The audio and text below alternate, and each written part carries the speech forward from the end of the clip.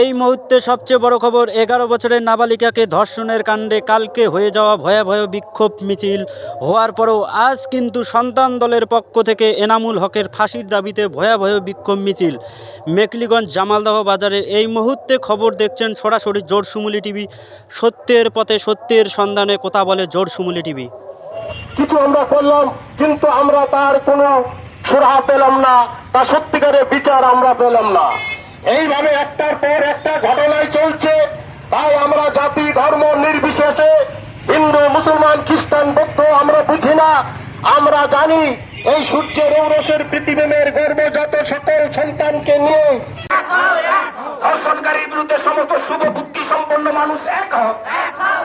যে মায়েদের গর্ভে থেকে আমরা জন্মগ্রহণ করেছি, সেই মায়েদের উপর ষষ্ঠ শ্রেণীর নাবালিকা ছাত্রীকে যে বৃদ্ধ 63 বছরের ব্যক্তি নরপশু হিসাবে বলাৎকার বা ধর্ষণ করেছেন, এবং সেই সাথে জলপাইগুড়ি সদর মহকুমার রাজগঞ্জ ব্লকের সন্ন্যাসীকাটায়, শীতলকুচি ব্লকের গুসাইরহাটে অনুরূপভাবে একইভাবে শ্লীলতাহানি ধর্ষণ করা হয়েছে।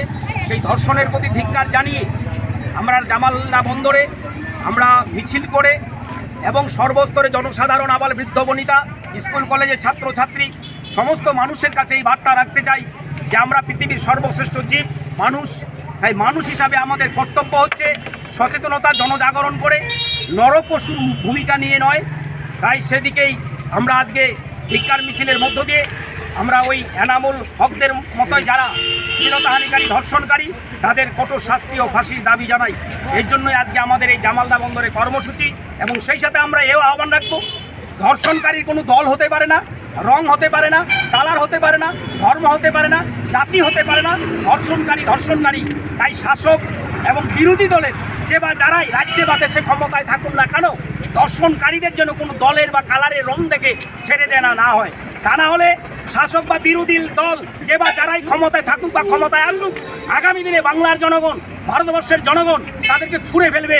তাই জনগণের মাঠ, দুনিয়ার মাঠ, ধর্ষণকারী যারা হুঁশিয়ার, একথা বলে আমি আমার আজকের এই আলোচনা এখানে শেষ করছি। আমার নাম সঞ্জিত দাস। আপনি কি দায়িত্বে আছেন? আমি সন্তান দল কেন্দ্রীয় কমিটির সহসভাপতি এবং উত্তরবঙ্গ কমিটির আহ্বায়ক।